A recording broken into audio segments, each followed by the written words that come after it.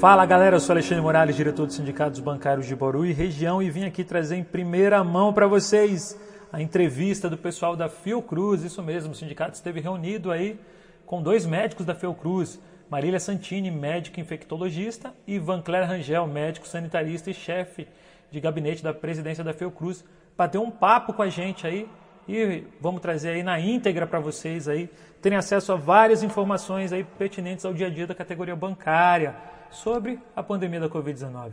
Vancler, é o seguinte, a gente entrou em contato com vocês porque a gente conversava algumas vezes com a FENABAN e a gente fazia algumas exigências e eles falavam assim, não, mas a gente falou com o pessoal da Fiocruz, não é bem assim. E daí a gente conseguiu o contato de vocês. Eu conversei com você no primeiro momento a respeito da máscara e você falou, não, a Fiocruz não falou nada disso não. Muito pelo contrário, o que a Fiocruz falou é que vocês têm que utilizar o melhor equipamento que vocês tiverem possível, né? Então eu vou começar assim, equipamento de segurança. Você tem alguns tópicozinhos, eu vou ser bem básico nisso. Doutora Vancler, equipamento de segurança, existe aí a diferença entre as máscaras, né? Hoje no Brasil já se tem condição de importar as máscaras sem deixar desguarnecido aí o pessoal, por exemplo, da saúde. Se eu tiver aí uma necessidade de uma máscara FFP2 para a categoria, o Brasil já consegue ter isso em grande quantidade sem prejudicar ali aqueles que mais precisam? E essas máscaras realmente ela têm uma eficácia maior? Alexandre, no momento não está tendo dificuldade nenhuma de aquisição de máscara pelos serviços de saúde, né? Não está tendo a falta que teve no começo. Se você me perguntar se isso vai se manter até quando, eu não sei. Então, teria que ter uma vigilância, né, dessa situação. E principalmente, se todo mundo começar a comprar, porque esse desejo está vindo não só de vocês, mas também de outras instituições. Eu não sei se daí vai vir a faltar, né? Então, a gente teria que... Quem está comprando vai ter que ter a vigilância. E vai perceber, porque o preço vai começar a subir, enfim. Mas hoje não existe essa falta. Para os serviços de saúde, não. Tá. Que é quem está comprando. Outra dificuldade, outra dúvida que a gente tem muito é a questão da testagem, né? Qual que é o teste hoje mais moderno, o teste referência que vocês teriam hoje condição de falar assim, olha, tem esse, dois, três tipos de teste, e a gente tem um problema, às vezes a pessoa, ontem mesmo aconteceu, a pessoa testa e ela testa aqueles dois, né? O IgG, como é que é? IgM e IgG, né? Nesse período que ela testou, ela ainda pode estar transmitindo? Como que funciona isso? Porque às vezes acontece muito esse dilema com o banco. Eu tenho uma testagem, tem o IgM, tem o IgG, a gente quer que o banco afaste e o médico do banco ou o banco fala, não, agora ela já não tem mais esse risco. Realmente não tem ou ainda tem esse risco? Depende muito da fase que está. Como que funciona isso, doutora? Então, na verdade, para dizer se alguém está com Covid ou não, esse teste sorológico não serve. Então, nenhum teste que você faz no sangue tem utilidade para afastar ou para deixar a pessoa voltar, né? Precisa ser os testes de secreção respiratória, que coloca cotonete no nariz ou na garganta. Tem três tipos, tem o PCR tradicional, que é o mais antigo, tem o PCR rápido, que tem a vantagem de ficar pronto em 1 hora, mais ou menos. E tem o teste de antígeno, que tem a vantagem de ficar pronto em 15 minutos. Os três são igualmente confiáveis e bons. Qualquer um dos três que a pessoa fizer, se der positivo, quer dizer que ela está com Covid, você deve afastar. Esse que GMGG, o ideal é assim, nem pedir, sabe? Ele não tem nenhuma utilidade individual para o médico acompanhar aquele paciente. Nem para dizer volte, nem para dizer não volte, nem para dizer que a vacina fez efeito, nem para dizer que não fez. Então, é um teste que ainda não é o ideal para nenhuma situação clínica. Ele serve hoje, na verdade, para esses grandes inquéritos populacionais. Você fala, vamos fazer da cidade inteira para ter uma medida da circulação do vírus aqui nos últimos 3 meses. Mas não para uma conduta médica. Entendi. Principalmente em relação ao retorno ao trabalho. Entendi. Outra dúvida que eu tenho, depois eu vou até abrir para os colegas aqui, locais de contágio, né? Existe uma polêmica, a gente viu muita coisa durante a pandemia que acontecia de uma forma e depois vieram estudos e demonstraram diferente. Nós trabalhamos, a maioria de nós, em um ambiente fechado, tá? Com circulação apenas de ar-condicionado. O que tem de estudos, doutora, aqui referente a isso? Por exemplo, os locais que a gente trabalha realmente de maior contágio? Seria melhor abrir uma janela? O que a gente poderia estar fazendo para tentar minimizar aí esse risco de contágio? Então, não sei se vocês conhecem muito aquela questão gotículas aerossol. A gente ouviu falar só. Então, na verdade, essa diferença é pelo diâmetro da partícula que a pessoa com infecção pode expelir, né? Seja de saliva, enfim, de secreções respiratórias. A gotícula tem um diâmetro maior, então ela é mais pesada, ela anda um pouquinho e logo cai no chão, daí você não consegue respirá-la. O aerossol é mais leve, então ele consegue ficar mais tempo flutuando e aumentaria o tempo de contágio, né? Ainda existe uma dificuldade da gente estabelecer a forma de transmissão que o SARS-CoV prefere, gotícula ou aerossol. Certamente gotícula é o que acontece com mais frequência. Pode ser que em algumas situações ocorra aerossol, principalmente de procedimento, tipo o médico que está lá entubando ou aspirando, né, aerossoliza. E talvez em algumas situações que a pessoa tenha mais tosse ou tenha uma infecção com mais sintomas, né? Então, na situação de gotícula, você manter só a distância já seria suficiente, a distância máscara, claro, né? Na situação do aerossol, a janela aberta é melhor, porque a quantidade de água do aerossol é menor, então ela seca primeiro e cai no chão mais rápido. Então, assim, sempre de preferência você ter a janela aberta. Existem vários sistemas de filtração para ar-condicionado, que eu não vou saber te explicar direitinho. A gente tem o documento, né, Valcler? Não sei, aquele documento do Bruno, que fala tudo sobre ar-condicionado, mas teria que resgatá-lo. Não sei se está no site, que vocês Que olhar, podem... tem que ver esse documento. Ele é um documento bem interessante porque ele trabalha toda essa questão do distância de como trabalhar, quer dizer, O os ambientes ar-condicionado. fechados, né? E tem toda... É. Agora, você, gente, queria sugerir uma coisa, quer dizer, a gente pode pegar esse documento e tal, mas o pessoal de engenharia, eles têm condição de fazer esse tipo de análise, né? O problema é que a gente, às vezes, não mobiliza a pessoa certa, né? Mas a gente pode tentar resgatar esse documento, passar para você, Alexandre, e ver isso. Eu perdi um pedacinho da coisa de vocês, eu botei aí, eu colei uma coisa da Folha de São Paulo aí para vocês, sobre a questão das máscaras. Não sei se está aí, eu botei aí no chat, porque saiu uma notícia, que saiu uma coluna, foi semana retrasada, eu acho, semana passada, sobre produção nacional de máscaras. A produção nacional de máscaras está aumentando muito, virou um mercado isso, de máscaras N95 PFF2. E isso, como a Marília falou, quer dizer, esse não é o problema da gente hoje. E não é nem com importação, é também com produção nacional. Eu diria que essa fala, não use máscara, ela vai, inclusive, contra o interesse nacional, porque até econômico, né, desse ponto de vista, né, é uma coisa realmente ensandecida falar para não usar máscara. Primeiro porque ela é uma ferramenta essencial para proteção, enquanto EPI, quanto proteção individual e coletiva. Além disso, ela é economia, né? Hoje, eu diria que ela faz parte do complexo produtivo da saúde, né? A gente, por exemplo, está fazendo uma campanha aqui no Rio de produção de máscaras de qualidade, que foram, aspas, inventadas com o pessoal da UFRJ e na verdade, foram desenhadas pelo pessoal da UERJ e da UFRJ, e que oferece uma proteção bastante similar a essas outras máscaras. Sabe? Agora, nós estamos indicando que transporte público, profissional de saúde, usem N95 PFF2. E uma coisa importante que a gente está falando é do triângulo, né? Acho que aí em São Paulo o pessoal está falando mais do que a gente aqui no Rio, que é máscara de distanciamento e ventilação, né? Essa tríade aí é a tríade fundamental para a proteção, né? Máscara, distanciamento, ventilação. Então, ambiente ventilado. Por isso que o transporte público é uma desgraça, né? Porque se você não usa máscara, não tem distanciamento e fecha a janela, pô, ali é o local perfeito, né? Exato. Só para acrescentar um pouco a isso. Não, perfeito, muito boa. Depois, se você quiser voltar à máscara, Alexandre, não sei se já resolveu aí. Mas se for a PFF2, tem que ser sem válvula, né? Uhum. É normal. E tem um certo treinamento para usar, não é nada muito complicado. Mas, assim, quem nunca usou é uma coisa que atrapalha mais que a máscara de pano ou que a máscara cirúrgica, né? Porque se ela não for totalmente bem ajustada no nariz, não deixar escapar, não adianta muito. Entendi. Então, Não adianta só o tecido, né? O ajuste é fundamental também. Se você dobrar e enfiar no bolso, ela perde a barreira, sabe? Entendi. Então também tem que ter um cuidado com ela.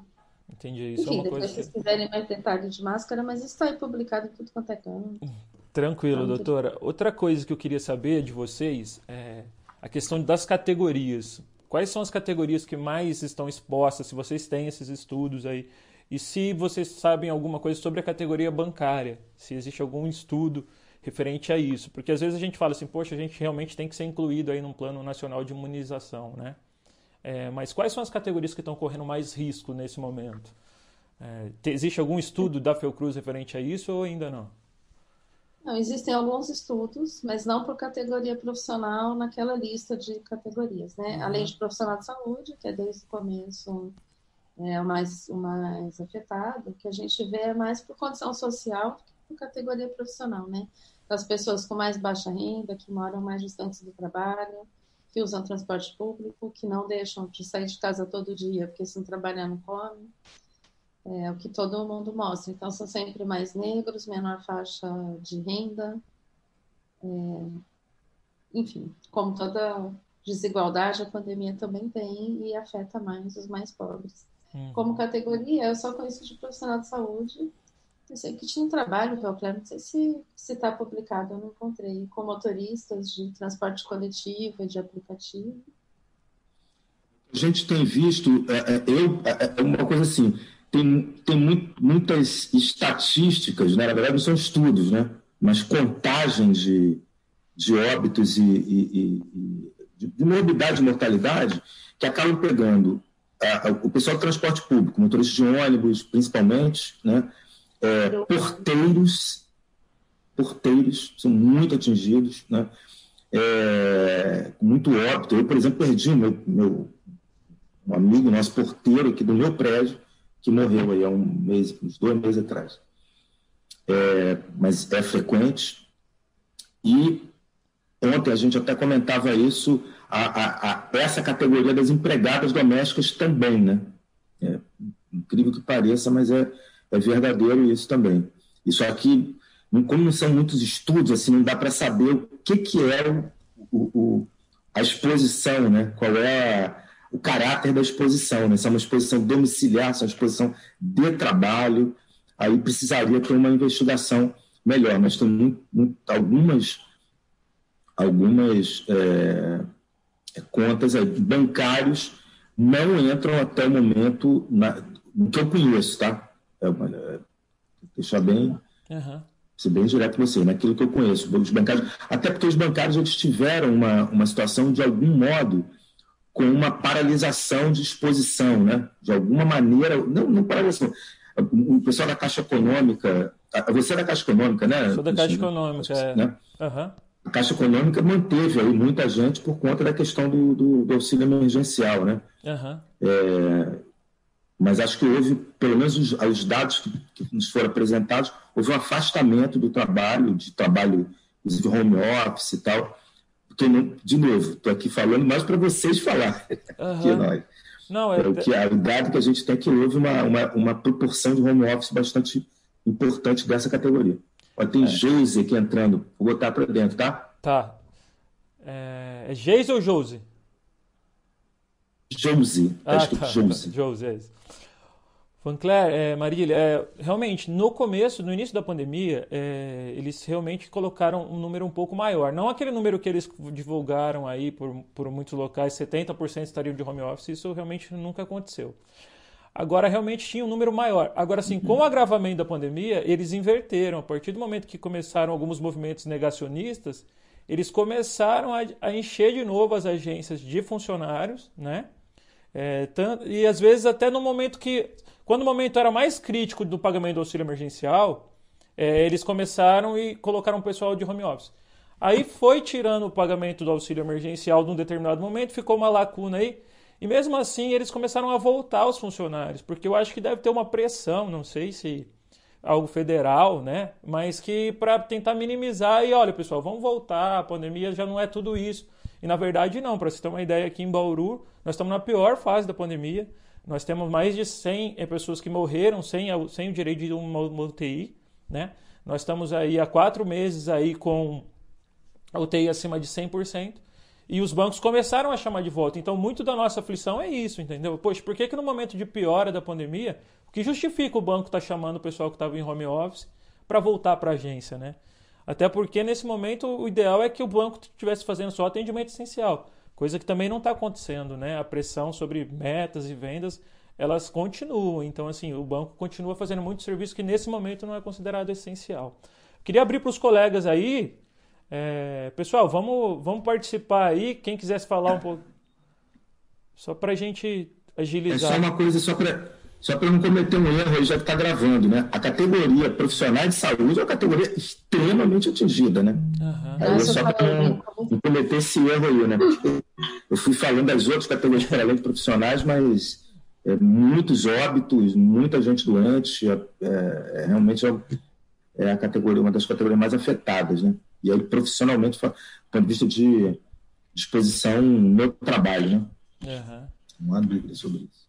Pessoal, alguém quer fazer uma pergunta? Tonon, Anderson, Beto, Josi? Eu quero fazer uma pergunta, sim. Vamos lá, Betão, manda bala. É o seguinte, bom, primeiramente aí, bom dia. E eu quero perguntar aos doutores o seguinte: os olhos são canais de contágio? Os bancários têm que, ao atender, ao serem abordados pelos clientes e usuários, proteger os olhos também ou apenas a boca e o nariz? É isso. Muito obrigado. Carlos Alberto, a principal forma de transmissão desse vírus é pela boca e pelo nariz. É isso que a gente tem que proteger. Quando a gente entra em caso muito particular, a gente não sabe bem a resposta, né? Você fala assim, se uma pessoa, por acaso, naquele momento, está com 7 milhões de vírus por meio ml e espirrar bem na minha mucosa oral, né, do olho, será que eu não posso pegar? Não é uma coisa impossível, também não é mais provável. Mas a nível de proteção, o que é mais importante? Boca e nariz. Para a situação geral, sabe? 100% da nossa vida, assim.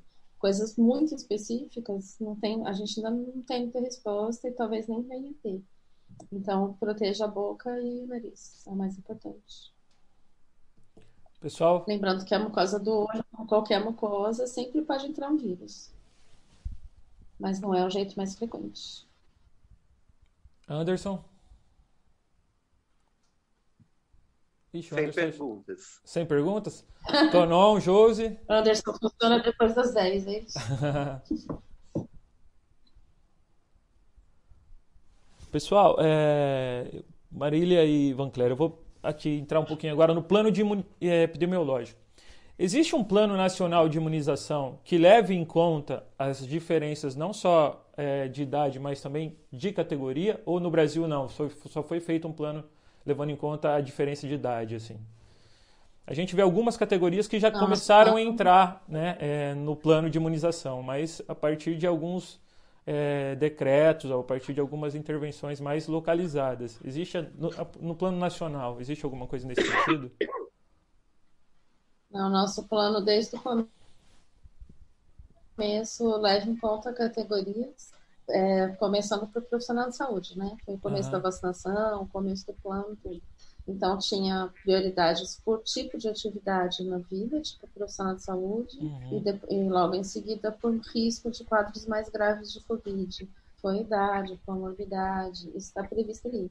Mas o que aconteceu? Com toda essa história, né, de demorar a chegar a vacina em quantidade maior, enfim, mesmo essa questão política aí de ter virado negacionista ou não negacionista, né? Vacina ou não vacina, máscara ou não máscara, a coordenação central da imunização não é muito efetiva. Então, o que acontece? Cada estado faz o seu próprio plano, que não é totalmente diferente do federal, mas tem diferenças. Cada município faz seu próprio plano, que não é totalmente diferente do estadual, mas tem diferenças, inclusive de quem vacina primeiro, de qual idade, de qual categoria. E às vezes até cada posto de saúde interpreta do município de um jeito, né? Então você fala ali, vamos vacinar agora profissional de saúde. tem que levar a carteirinha do conselho de classe. Um posto aceita a carteirinha, outro posto aceita o diploma. Então, não há até agora uma coordenação nacional de falar, ó, todo município está fazendo igual. Então, dá essa confusão, porque daí a pressão dos grupos por serem vacinados, que é uma coisa boa, a pessoa querer a vacina, né?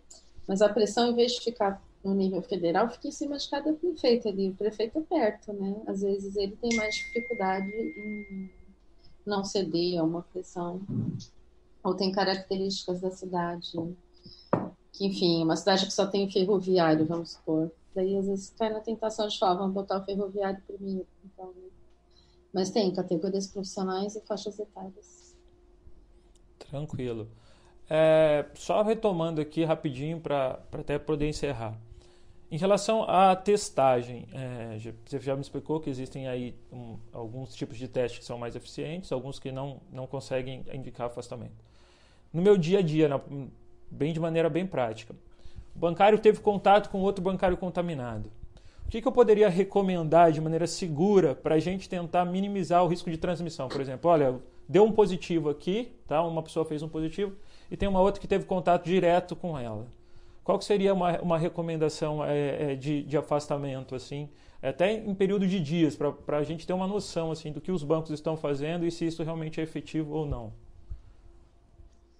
Então, a primeira coisa, você vê o tipo de contato, né? É o que a gente define como risco para adquirir, que chama de contato próximo. Isso significa o quê?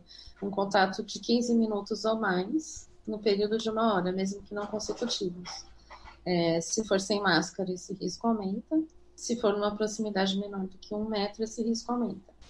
Porque muita gente que fica meio preocupada, né? Fala, não, mas eu entrei no banheiro logo em seguida que o Alexandre saiu. Então vai ver que eu peguei, porque a gente quase se cruzou. Uhum. Então é definir, porque senão você vai fechar a agência inteira, que todo mundo teve algum, vi você de longe, vai saber qual a distância, né? Então você pode definir contatos próximos. Quanto a afastar ou não, o ideal é que você afaste, mas muitos lugares não conseguem fazer isso. Por exemplo, no hospital, se afastar todo mundo teve contato próximo, no hospital não fecha, né?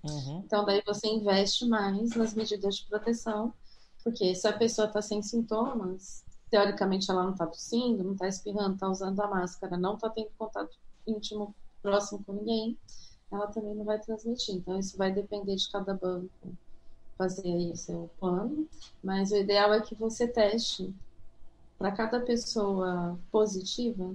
É esperado, né, se tiver um bom rastreio de contatos, que pelo menos 4 ou 5 sejam testados. Não só do trabalho, pode ser da família dela, acho que quem mora na casa, enfim. Mas você teste quem comeu no mesmo ambiente, que daí estava sem máscara, quem trabalha no caixa ao lado, porque é menos de 1 metro e é mais de 15 minutos de contato, né? O momento ideal de fazer o teste, sempre tudo que eu falo, teste é secreção, tá? Nada no sangue. Tá. 7 dias depois do último contato.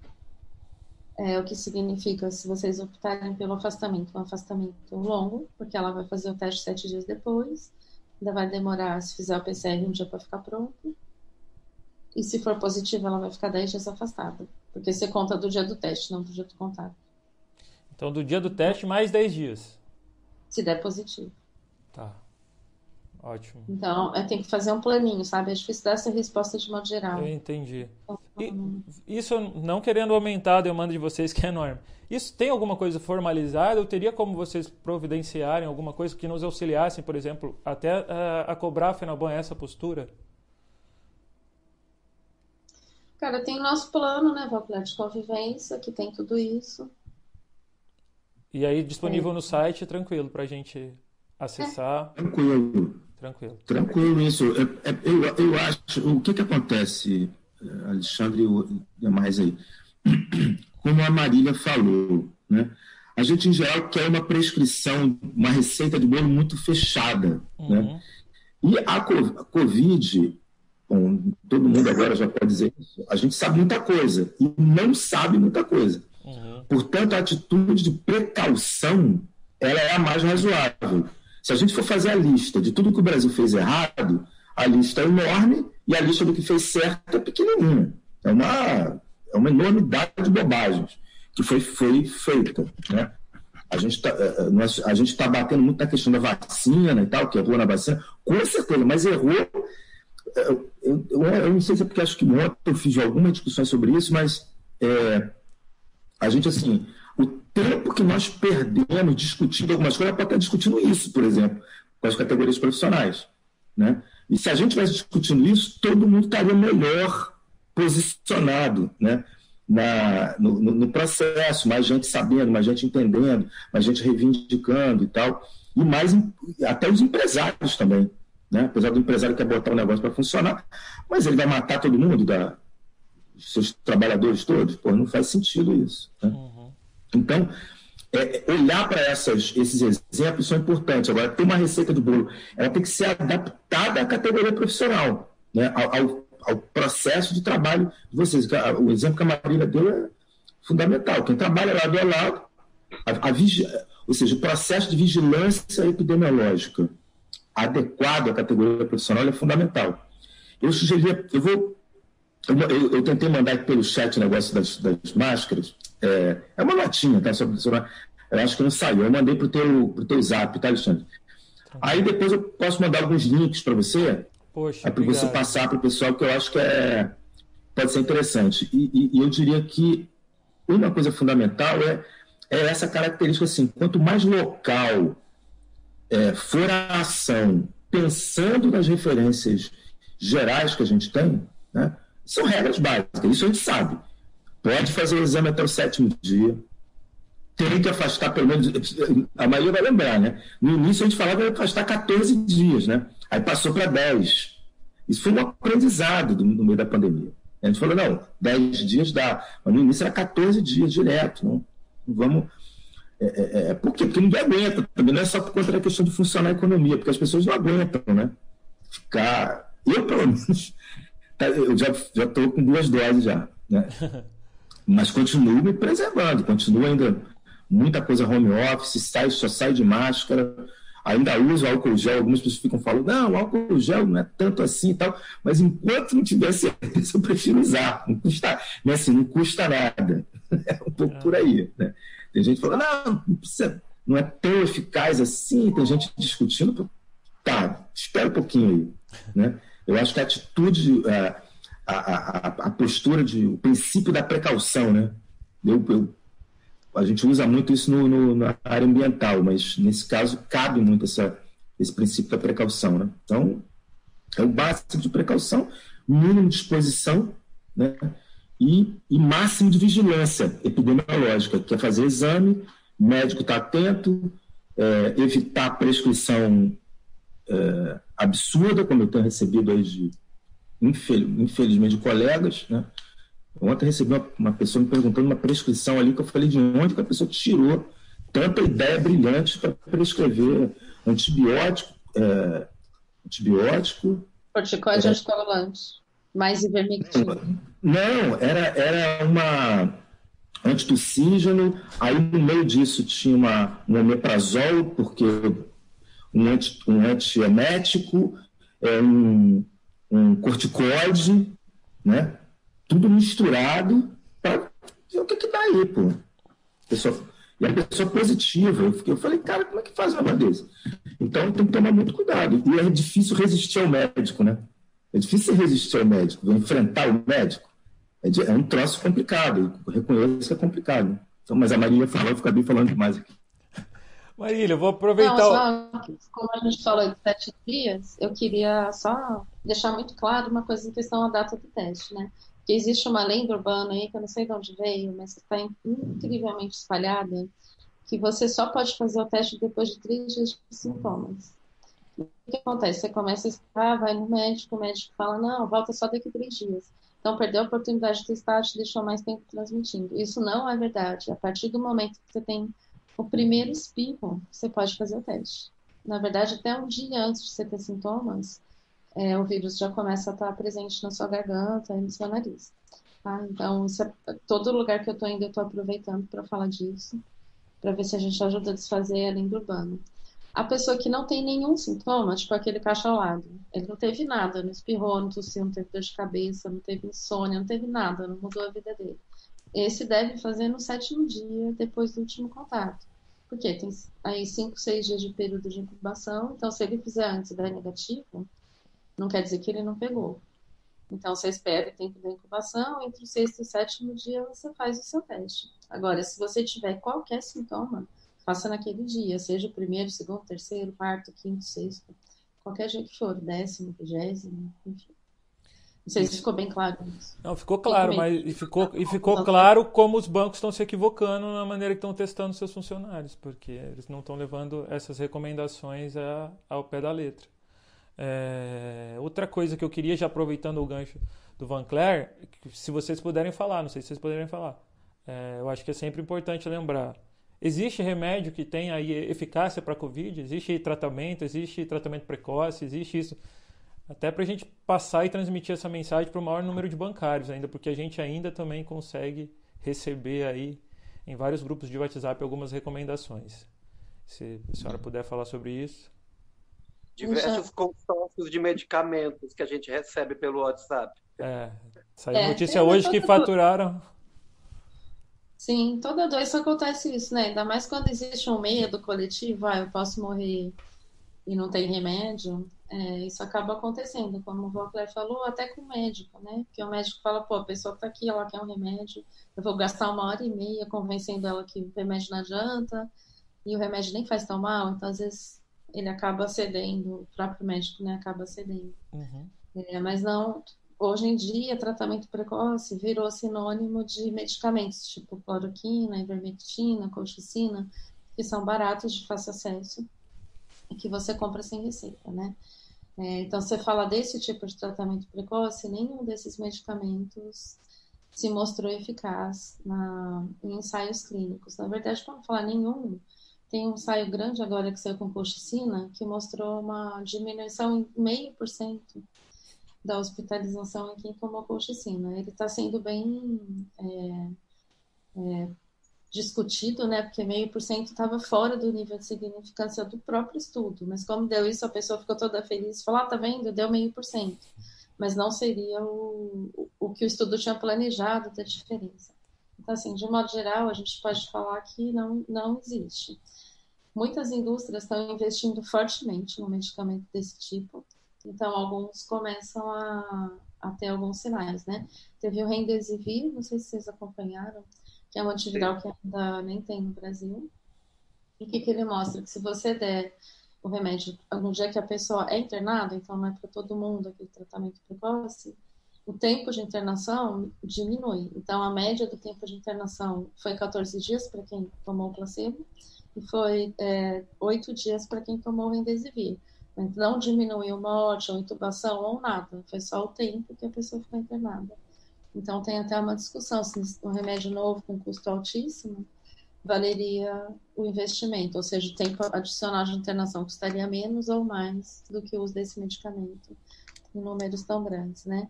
E se vocês estão acompanhando, já tem 2 pedidos de registro na Anvisa de coquetéis de anticorpos, que também são novos, não são medicamentos que já existem, nem baratos, nem amplamente disponíveis, mas que já pediram registro na Anvisa e que tem estudos para usar numa fase de sintomas mais precoce.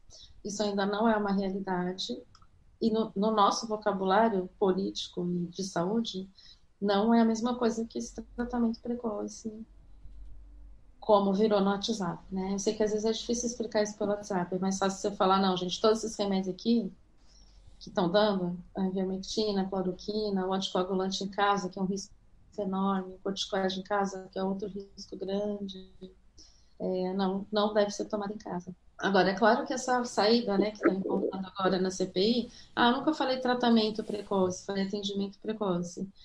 É um subterfúgio, mas obviamente é uma verdade, não é para você deixar de procurar diagnóstico, aconselhamento, tratamento, exame clínico e se trancar em casa, como estão querendo dar a entender agora, né? Não falei para dar cloroquina, só falei para ir no médico. Que daí o médico vai dar cloroquina, coitado, né? Mas, enfim, não sei se foi bem claro. A gente não tem problema nem em falar sobre isso. Ótimo, ótimo. Às vezes não é só sim ou não. Obrigado, doutor. Vanclair, eu queria, para a gente encerrar e depois eu volto com a doutora para ela fazer as considerações finais dela, você falasse um pouquinho o que é a Fiocruz para o pessoal. O Carlos Alberto pediu aí alguma coisa, não sei se ele está com alguma dúvida. Ele Betão? levantou a mão aí. Opa, Betão, tá com você, velho, a palavra. Será que ele caiu? Ele levantou a mão aí. Eu vi, ele tá com a mão levantada mesmo. Acho que eu tô no trânsito, tô indo trabalhar, eu encostei o carro aqui para poder falar. Eu queria continuar perguntando para a doutora o seguinte, primeiro quero agradecer pela resposta, eu não tinha não tinha nenhuma posição científica sobre os olhos, né? Porque é uma preocupação da categoria bancária, devo proteger meus olhos ou não, né? Porque é claro que os perdigotos atingem os globos oculares, né?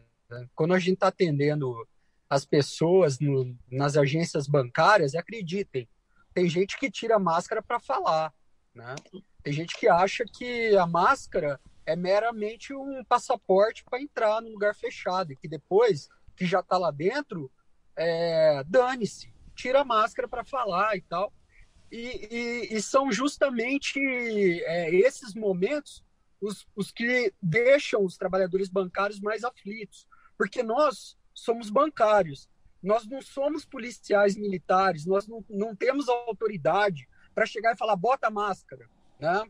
Nós não é da nossa natureza, ao contrário, nós como bancários, nós tentamos o tempo todo manter diplomaticamente assim, um ambiente, um bom ambiente, né? Isso é da nossa natureza. A gente atender o cliente, o usuário da forma mais cortês e tal. Então, é duro para a gente falar, fica a 2 metros de distância, bota a máscara. Um policial militar tem na sua formação mais facilidade para esse tipo de comando. Nós não. Eu confesso que fico muito sem graça de falar para uma pessoa idosa, bota a máscara. Fica a 2 metros de mim quando eu vou atendê-la, né? Então, eu agradeço a doutora, porque isso é uma coisa que me deixava muito aflito, porque eu sentia, às vezes, perdigotos entrando nos meus olhos, né? Primeira coisa, obrigado. Dirimiu uma dúvida que eu tinha há meses, e eu procurei em tudo que é lugar e nunca vi uma resposta que fosse plausível. Obrigado. E nessa toada eu quero fazer mais 2 perguntas, doutora, se a senhora me permitir. É muito valioso esse contato, então eu quero aproveitá-lo.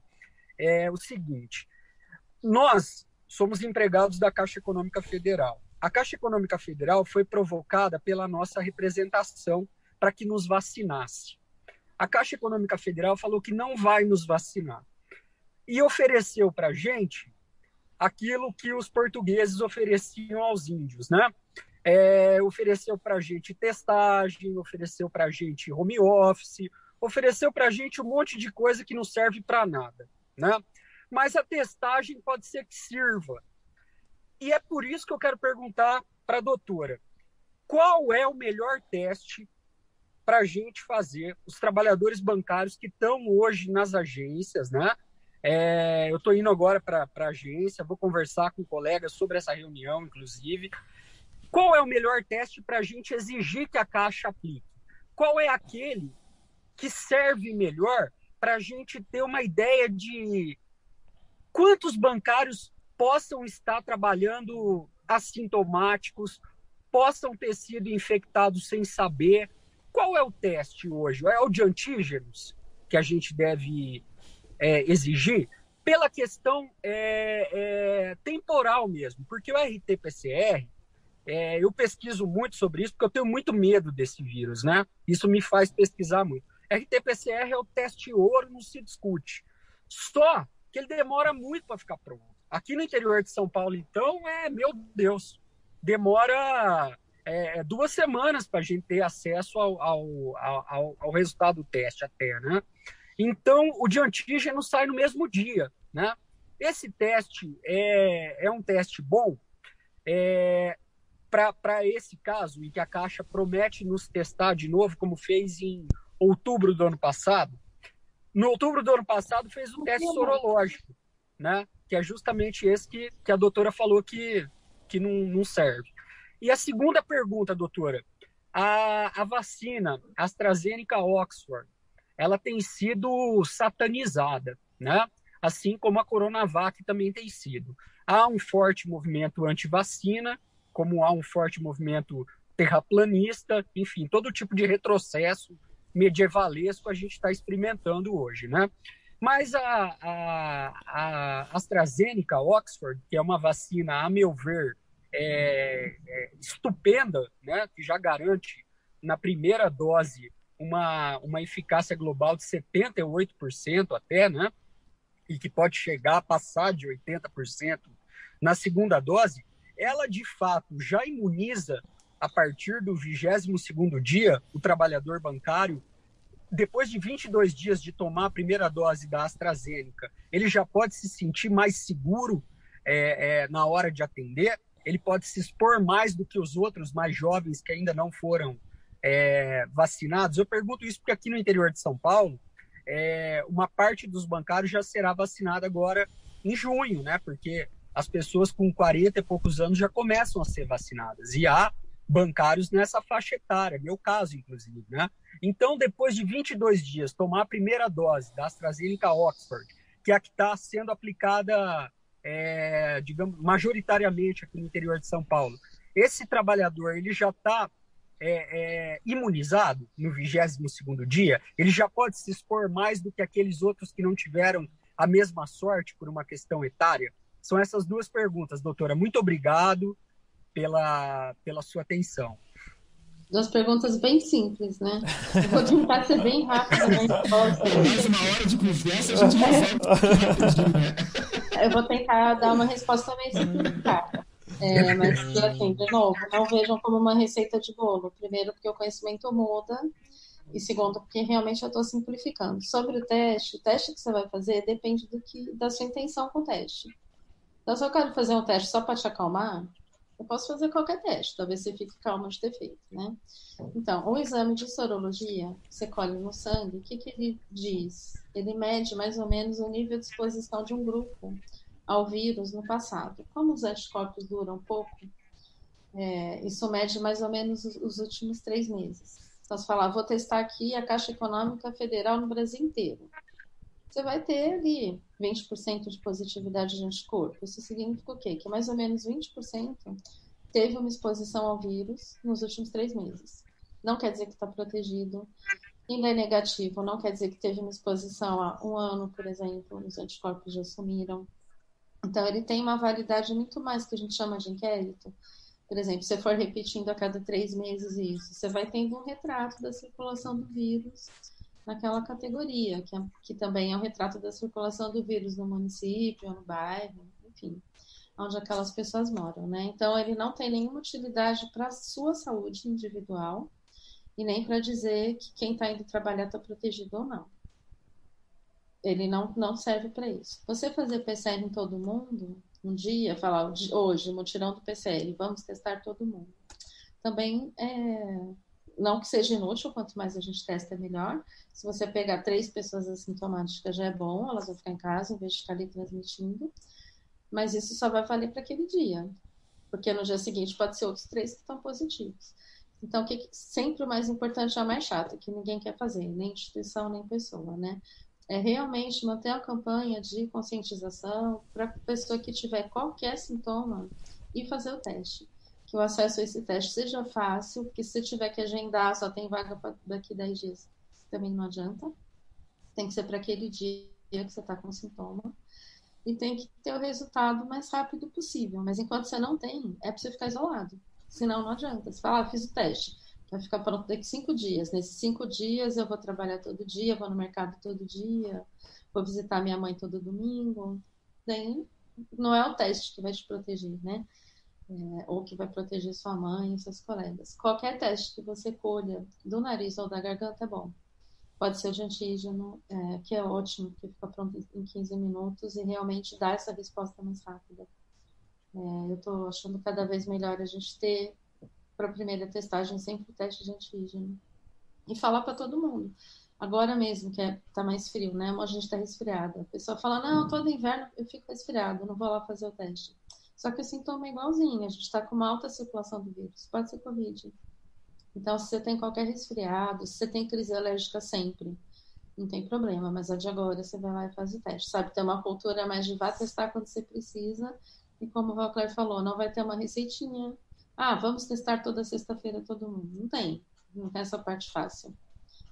A gente vai ter que individualizar mesmo e dar diversas opções, né? Muito empregador fala, mas daí a pessoa toda semana vai querer faltar no trabalho, vai dizer que está com resfriado. Pode ser, gente, mas você vai mexendo com o problema de cada vez, né? É melhor a pessoa faltar no trabalho de mentira do que realmente ir quando for de verdade. Sobre a vacina, realmente, o movimento... Marília, deixa eu só falar uma coisinha. É um absurdo um exame PCR durar 2 semanas, tá? Para ter resultado. Isso não existe. Do ponto de vista técnico, não há justificativa para um PCR. Um PCR pode se dar um resultado em 24 horas. Tá? Não há justificativa tecnológica para demorar tanto tempo. Pode ter justificativa logística, pode ter preguiça, pode ter problema estrutural, porque o exame tem que... Ainda mais em São Paulo, vocês me desculpem. Tá? A gente está aqui testando aqui na Favela da Maré, estou num projeto Favela da Maré, a gente dá resultado em 24 horas de PCR. Claro, todo o apoio, toda uma logística que a gente montou, demorou para a gente montar, e demorou assim, né? Não demorou tanto tempo não, mas é um absurdo 2 semanas, tá? Estou classificando aqui como sem chance de erro, tá? Não faz sentido para a gente, tá? Tem gente, 2, 3 dias e tal, já é ruim, né? Para a vigilância epidemiológica é ruim, 3 dias e tal, mas eu até encontro justificativa logística, às vezes tem muita dificuldade, o laboratório é longe, tem que transportar amostra, tem que agregar um conjunto de amostras, às vezes num lugar muito pequeno, para você botar os kits para rodar, né, os exames e tal, você tem que esperar um conjunto de exames, ou seja, eu não tenho técnico, ou seja, tem um monte de coisa para demorar. Agora, 2 semanas, não... Tá. É inacreditável, doutor. E realmente aqui em Bauru não bastasse a gente ter que pagar do bolso para fazer o RT-PCR, eu já fiz 2 vezes, né? Porque eu me encontrava na condição de suspeito, né? E eu paguei os 2 e eu só fui saber 12, 13 dias depois. Porque eles colhem e depois eles mandam para São Paulo e eles ficam enrolando para dar o resultado. Teve uma colega da minha unidade que testou positivo, mas aí eles disseram que eles não podiam afirmar que era positivo mesmo, tinham que mandar para o Adolfo Lutz, enfim, não serve, sabe? Não serve porque demora. E, desgraçadamente, aqui no interior de São Paulo, quando nós, trabalhadores bancários, precisamos fazer um teste, RT-PCR, nós somos reembolsados numa mixaria e ainda ficamos sabendo do nosso estado quando a gente já está em outra, 2 semanas depois. Infelizmente, doutor, é verdade. Desculpa, eu também interrompi a Marília, ela começou a falar da nossa AstraZeneca, que causa tanta febre e dor, né? Esse movimento antivacina não é da Covid, né? A gente viveu isso com a febre amarela, viveu com sarampo. Infelizmente, a gente morrendo de febre amarela ali do lado, vacina sobrando, tinha para todo mundo, várias pessoas falavam, não vou tomar. Então, é uma coisa que rola, eu acho que é dificultado hoje em dia, porque a fake news está muito mais fácil com os meios que a gente tem, né? Então, bota uma gravação lá, uma senhora com uma voz toda que parece tua vizinha, falando, a dona fulana aqui do lado tomou vacina, morreu. Daí, enfim, vai passando. Acho que cabe a nós lutar contra isso com todas as armas que cada um de nós tem, né? Quanto a tomar vacina e estar protegido, também, infelizmente, não é uma resposta simples. Como vocês sabem, a vacina foi desenvolvida rápido. Todas as vacinas, tá? Não estou falando da AstraZeneca, são todas as vacinas contra a Covid. E os estudos que foram feitos tinham perguntas muito mais simples. O que a pessoa queria saber? Se eu vacinar, vai ter menos internação e menos morte? Essa era a pergunta. Não é vai ter menos transmissão, vai ter menos gente assintomática, vai ter menos quantidade de vírus na garganta? Isso está sendo feito, mas mais devagar. Como é emergência, precisamos de uma vacina hoje que diminua a carga de doença, Essa foi a pergunta dos estudos, e essa é a resposta que a gente sabe até o momento. Então, o que a gente sabe? Que todas as vacinas, em algum grau, evitam doença pelo vírus com sintomas, né? Que é o que foi avaliado nos estudos. Então, você vê o grupo vacinado, o grupo que tomou placebo. Daí a eficácia, né, que é dita, é a diferença do número de casos de doença entre quem tomou a vacina e quem não tomou. Então, tem a vacina X, diminui 51% os casos que sentem a febre, sentem a dor de garganta e vão lá fazer o exame. Vacina Y diminui 76%. Em grupos, não em pessoas, sabe? Né? Assim, tem 76% a mais de chance. É aquele grupo vacinado, como um todo. E daí já vem a primeira informação. A grande importância da vacina é coletiva. Então, se a gente está num momento no Brasil, principalmente no interior de São Paulo, né, de grande circulação viral, você vai ter de vantagem de vacinar todo mundo. Você vai ter um desafogo no serviço de saúde, porque vai ter menos gente doente e, aparentemente, também tem menos caso grave em quem é vacinado. Mas, de novo, ainda não tem um estudo clínico que fale assim, dá menos caso grave. Tem várias evidências disso, várias. Mas a resposta certinha é dá menos caso com sintomas. Então, não quer dizer que você não vai encontrar vírus em Bauru, por exemplo, porque a circulação do vírus está grande. Então, mesmo vacinado e tendo menos risco de ter caso com sintoma e de ter caso grave, você provavelmente pode se contaminar e pode transmitir para outras pessoas. Então, não, assim que você estiver vacinado, você vai continuar tomando todas essas precauções. Não vai se expor mais. Você não pode se expor mais 22 dias depois, nem 30 dias depois, nem 10 dias depois, nem um dia depois, enquanto a gente estiver nessa situação, né? O que a gente está vendo nesses países que muita gente já vacinou?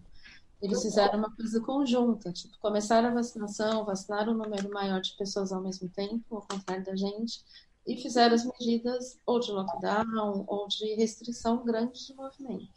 Então, ao mesmo tempo que vacinaram, cortaram a circulação do vírus durante um tempo aí, 2 meses, 3 meses, 1 mês, e por causa disso, ao mesmo tempo tiveram pessoas imunes e pouca circulação de vírus. Então, puderam ter essas medidas que acho que a gente não vai poder ter tão cedo. Doutora, quando assim, Doutora, a minha pergunta é tática pelo seguinte, numa agência bancária, há uma diversidade etária abissal, né? E quando eu falo expor mais, eu me refiro ao atendimento, é claro que usando a máscara e tudo isso, mas eu digo, aqueles de 40 e poucos anos, bancários de 40 e poucos anos, que tomem a primeira dose da AstraZeneca, eles ficariam imunizados, ou seja, não morreriam, não seriam entubados se fossem contagiados pelo vírus, teriam, então, uma vantagem em relação àqueles mais jovens que ainda não tomaram vacina nenhuma.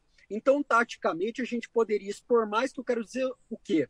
Esses de 40 e poucos anos atenderem mais clientes e usuários, deixando as atividades de retaguarda para aqueles que ainda não foram vacinados. Então, uma pergunta tática, pensando em toda a categoria.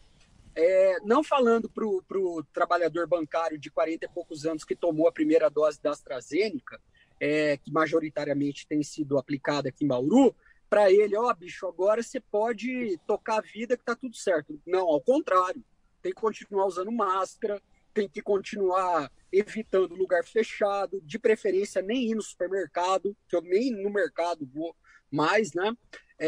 Mas eu quero saber se após o 22º dia da vacinação, eu que tenho 40 e poucos anos, vou experimentar alguma imunização para que eu possa continuar sendo aquele bancário que se expõe mais na minha unidade, que atende mais gente, porque eu já não corro o risco de morrer nem de ser entubado. É essa a minha indagação, doutora. Entendi. Então, você tem um risco menor de ter sintomas e tem um risco menor de ter quadros graves e de morrer. Não é 0, porque nenhuma vacina é 100%. E você não tem um risco menor de adquirir, não sentir nada, não morrer, não ser entubado, mas transmitir para alguém que não é vacinado. Então, assim, Não o que eu quero dizer de uma forma bem simples? A vacina não pode ser um condicionante para voltar ao trabalho. Ela é parte de uma estratégia. Não é assim, quem vacinou, volta. Quem não vacinou, não volta nunca mais. Ela é parte de uma estratégia. Mas, de novo, gente, a gente vê que só enche o saco, né, Vauclair? Nenhuma resposta é simples.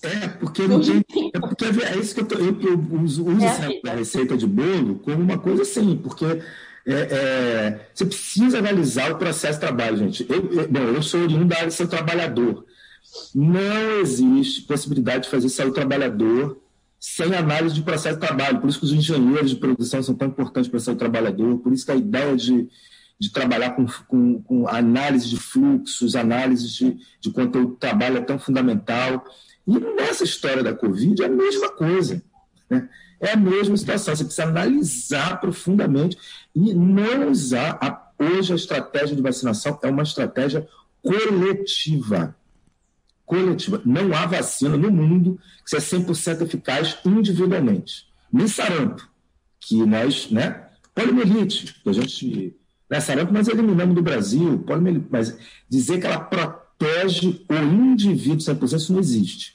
Agora, ela oferece condição de você impedir a circulação viral, e isso é o principal, falando de outro jeito, né? Maria já falou isso aqui, é a grande estratégia. Agora, se você começa a botar, por exemplo, esse negócio de...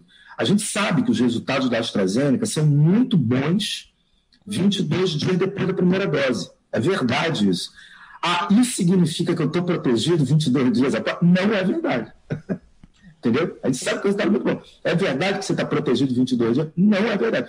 Por que a gente usa isso? Porque isso aumenta a condição de você oferecer proteção coletiva. Você vai reduzir a circulação do vírus e isso é um resultado individual muito importante.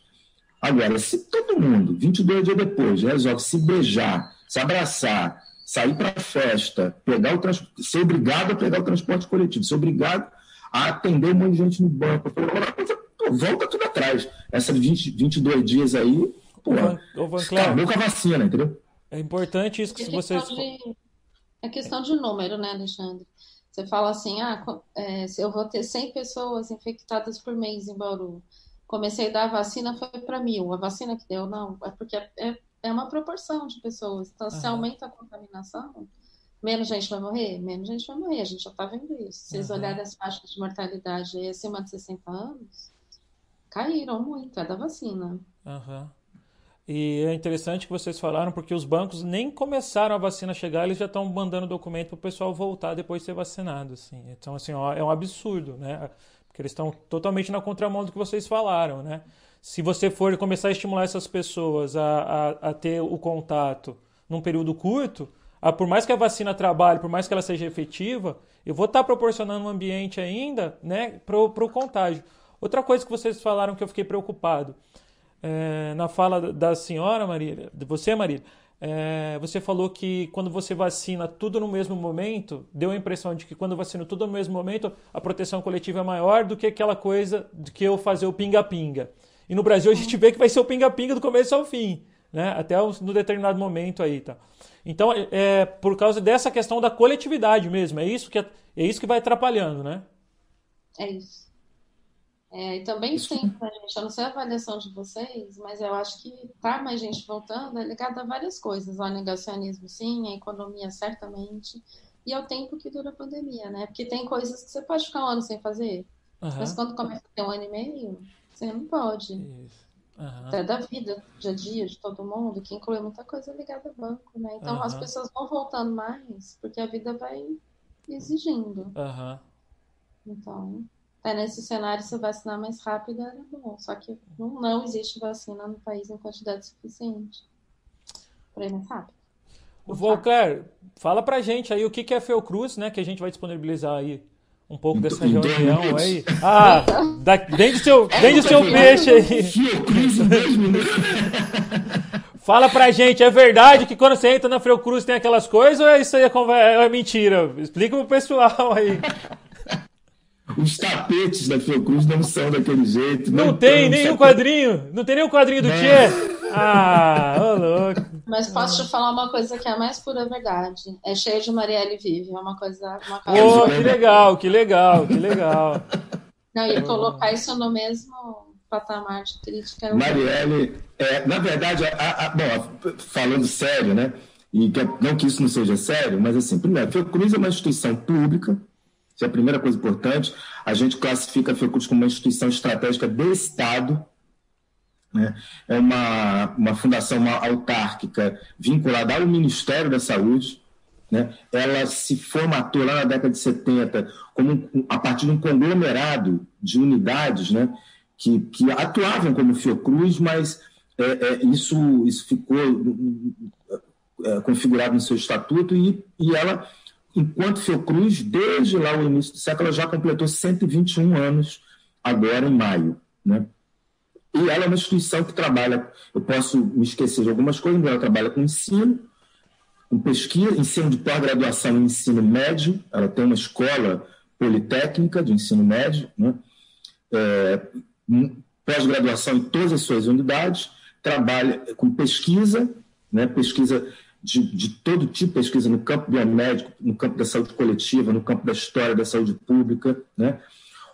Trabalha com serviço, né? E serviço também de maneira bastante ampla, né? Serviços, por exemplo, o Instituto Nacional de Controle e Qualidade de Saúde. Ele presta serviços para a Anvisa, para o Ministério da Saúde, além de fazer pesquisa pós-graduação. Todas as nossas unidades têm pesquisa pós-graduação, né? Mas, além disso, ele presta serviço de controle de qualidade, por exemplo, das vacinas, de medicamentos e tal, ele presta serviço. E serviço de saúde, a gente tem duas unidades hospitalares, uma que se ampliou muito agora, que é onde a Marília trabalha, que é no Instituto Nacional de Infectologia, né? E o Instituto Nacional de Saúde da Mulher, Criança e Adolescente, o IFF. Então, a gente tem duas unidades hospitalares, tem uma unidade, pelo menos uma unidade básica e alguns ambulatórios. Uma unidade básica que tem a equipe de saúde da família, que atua no território nosso ali em Manguinhos, né, que a gente é localizado ali ali na Avenida Brasil, ao lado de grandes conglomerados de favelas, né, Manguinhos e Maré. Manguinhos de um lado e Maré do outro, e perto do Alemão também. Além disso, vários ambulatórios de especialidades, principalmente na área de infectologia. Tem um ambulatório, por exemplo, lá em Pernambuco. Trabalhamos com produção de insumos, que é produção de insumos de medicamentos em Manguinhos e produção de imunobiológicos e reagentes também, que é em Biomanguinhos, né? Então, muitos testes que vocês estão falando aí são testes produzidos por nós em Biomanguinhos, né? Assim como as vacinas, aí todo mundo já conhece, é o maior fornecedor de vacinas para o PNI, né? Para o Plano Nacional de Imunizações, né? Tem várias vacinas, quase uma dezena. Trabalha com desenvolvimento tecnológico, quer dizer, tudo que a gente está falando aqui, por exemplo, o kit diagnóstico foi um desenvolvimento tecnológico. A gente produziu, foi uma certa invenção, vamos chamar assim, né, para conseguir chegar nisso. A vacina também é isso, né, porque a gente transfere tecnologia e produz aqui. Então, a transferência de tecnologia também tem a ver com desenvolvimento tecnológico. E, fundamentalmente, a gente trabalha com inovação, né, que é a ideia de você, a partir das pesquisas, que a gente pode chamar de básica, por aí, fazer escalonamento para que isso dê em alguma coisa, dê um medicamento, dê um serviço, uma tecnologia social, uma tecnologia dura, como vacina, medicamento, tal, kit diagnóstico, muito isso. E, além disso, a gente está localizado em 11 estados do país, a maior parte deles, né, pegando, né, desde lá, Rondônia, Amazonas, Piauí, Ceará, Pernambuco, Bahia, Minas Gerais, Distrito Federal, Mato Grosso do Sul, Rio de Janeiro, onde está a maior parte das suas unidades, Paraná, e uma unidade de desenvolvimento tecnológico aí em São Paulo, em Ribeirão Preto, tá? Tem pesquisadores que foram deslocados para aí, em associação com a Universidade, com a USP de Ribeirão Preto, onde a gente também tem feito um trabalho. Quer dizer, eu acho que, do ponto de vista geral, e a gente tem muitas cooperações com vários estados do país inteiro, então por isso a gente está espalhado aí. Algumas unidades têm características, né? Por exemplo, no Paraná, a gente tem uma unidade lá que a gente participa do IBMP, o Instituto de Biologia Molecular do Paraná, que também faz desenvolvimento tecnológico. Hoje também produz kit diagnóstico adoidado. O Paraná é um dos estados que mais produz exame por conta do IBMP, E nós fazemos parte, é um instituto diferenciado, como se fosse quase uma empresa pública, né? E a gente participa dele também. Então, quer dizer, a Fiocruz ela tem essa característica. Hoje a gente tem 5.400, mais ou menos, servidores públicos, e se juntarmos colaboradores e tal, chega a 12 mil pessoas trabalhando nesse conjunto de unidades espalhadas no país. Então, aí, quer dizer, se eu for falar mais, aí tem um monte de outras atividades, né? A gente se organiza democraticamente, a nossa gestão ela é participativa, né? A nossa presidente é eleita, né, pelo corpo de servidores, de 5 mil e poucos servidores. Os diretores dessas diversas unidades, que são 9 unidades, não, 9, né? Eu sempre confundo o número, mas dessas unidades nossas, né? Escola Nacional de Saúde Pública, Instituto Oswaldo Cruz, INCQS, Caso Oswaldo Cruz, Instituto de Ciência e Tecnologia, Formação e Saúde, não vou falar todos eles são eleitos, e cada um deles também tem um conselho deliberativo acoplado, né? A fundação tem um conselho deliberativo que participam, votam esses diretores eleitos, e mais outras pessoas também que participam, mas não votam. E cada unidade tem seu conselho deliberativo também. E de 4 em 4 anos a gente realiza um congresso, né? Um congresso que são eleitos trabalhadores, né, das unidades, tem participação de estudantes também e tal, são eleitos, eles definem as grandes diretrizes para a Fiocruz nos próximos 4 anos. Ele deve se realizar ainda no final desse ano, é um desafio para a gente, porque o último congresso foi presencial, né? Então a gente nunca fez congresso virtual, a gente não sabe como é que vai conseguir, mas a ideia no primeiro ano de gestão sempre, que a eleição foi final do ano passado e a Nise assumiu o segundo mandato, né?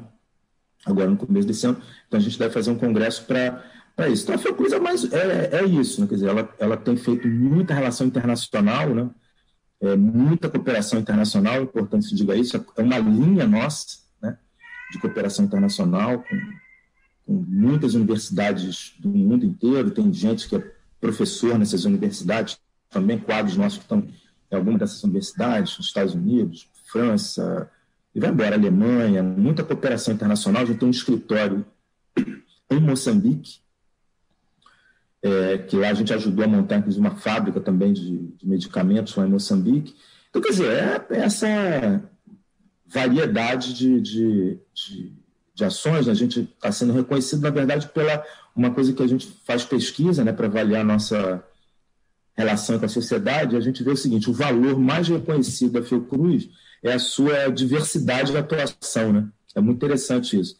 As pessoas que gostam mais da Fiocruz gostam mais porque ela atua ela não é só vacina, apesar dela estar muito conhecida como uma instituição produtora de vacina, ela atua na vacina, atua na favela, atua no medicamento, na pesquisa histórica, não sei o quê, papai. Então ela acaba circulando assim. Não fiz 2 minutos, mas tentei aí pelo menos dar uma palhinha do geral aí para vocês, né? Então, estamos assim. E estamos na luta dessa pandemia louca aí, porque é o que...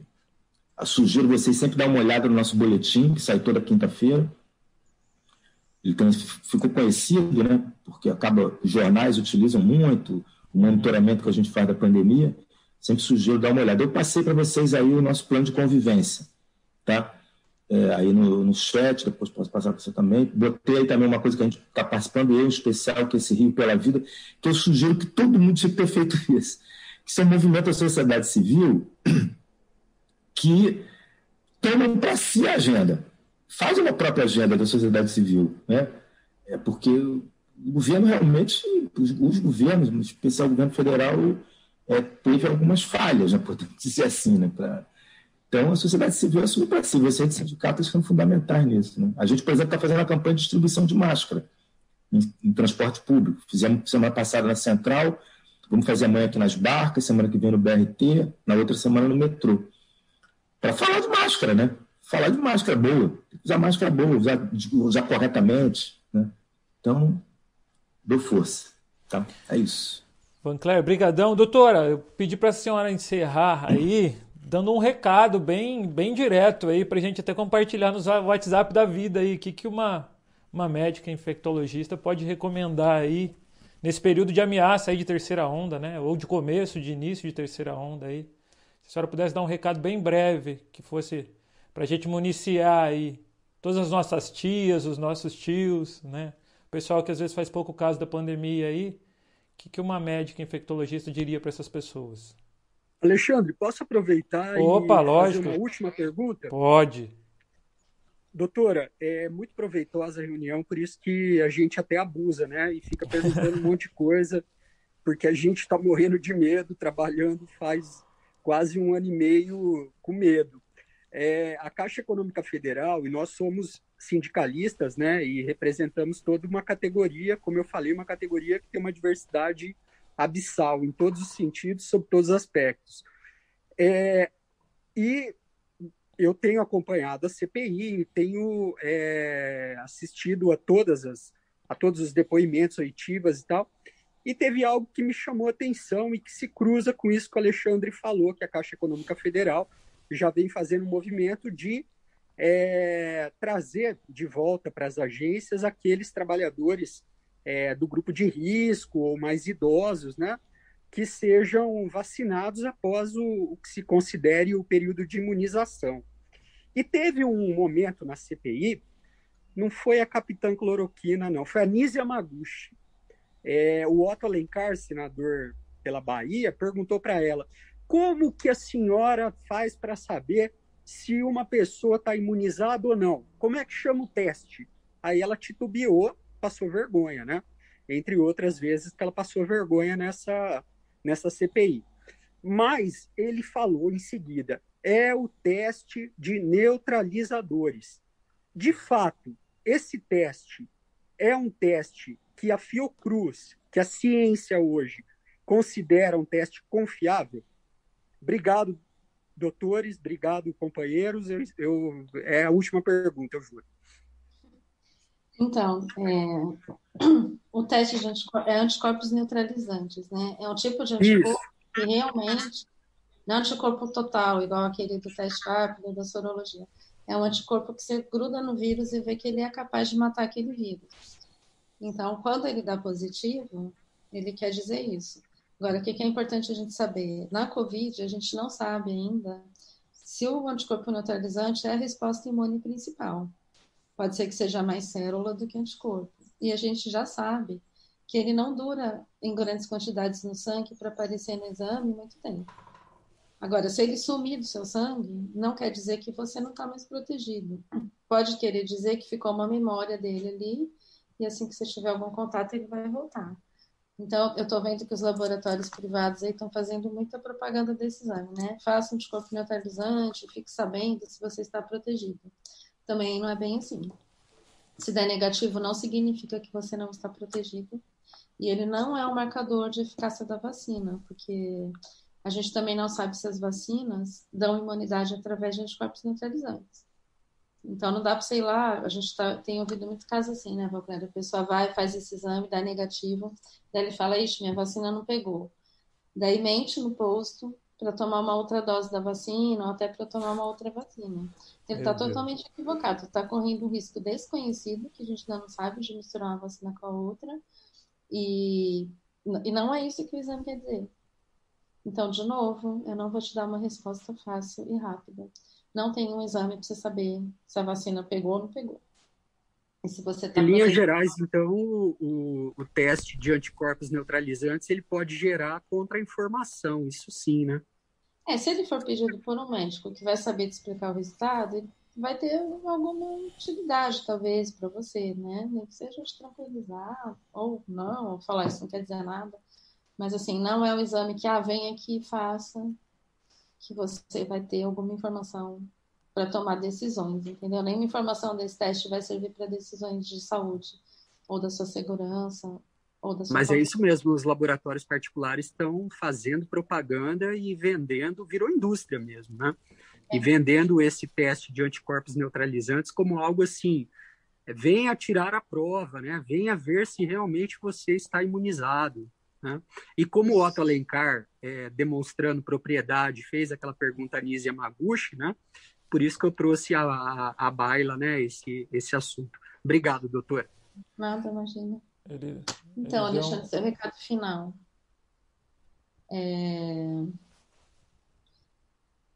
Não, a pandemia de Covid-19 não acabou. O que faz ela mudar com o tempo são atitudes que a gente tem, né, de se proteger menos ou mais, que a gente é capaz de ter como indivíduo, como país, como organização governamental, não governamental, sociedade civil aí.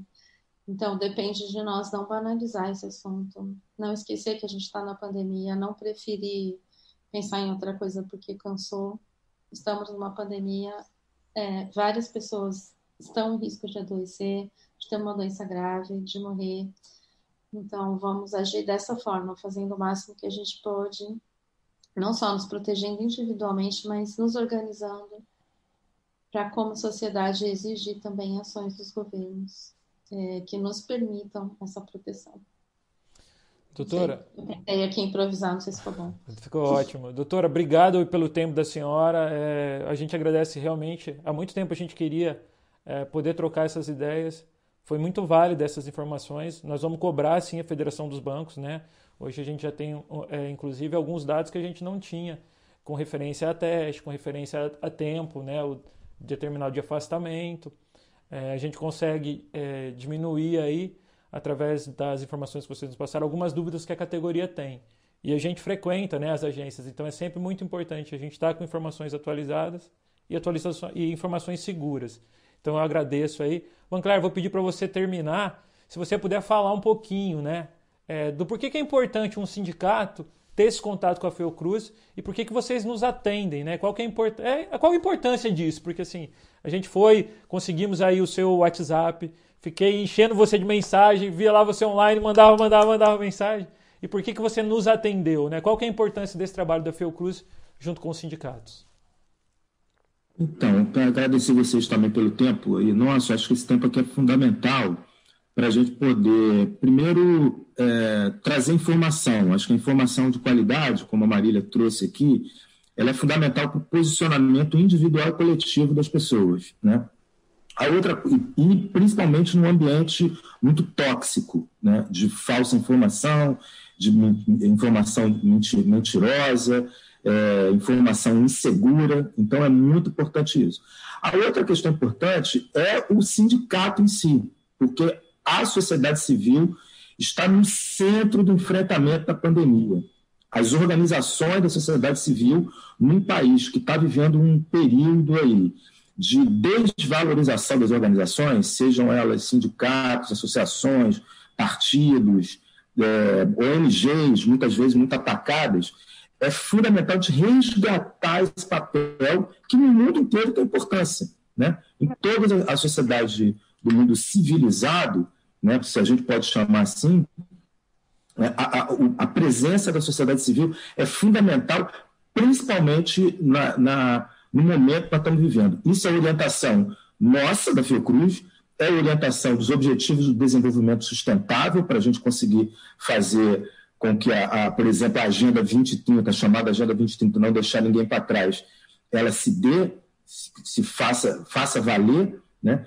Então, e para a sociedade como um todo perceber que sem sociedade civil a gente não consegue, não é só a pandemia, não enfrenta a fome, que está acompanhando, ou melhor, está piorou muito nesse período de pandemia, não enfrenta as questões ambientais, que estão na origem dessa questão. Hoje eu sugeriria ler um artigo que foi publicado pelo Gonçalo Vencina Neto, se não me engano, na Folha de São Paulo, que coloca essa questão. Nós teremos mais desafios de saúde pública para frente, e eu acho que o sindicato é fundamental, esse é o recado que eu queria mandar para vocês e para todos aí, na defesa do Sistema Único de Saúde.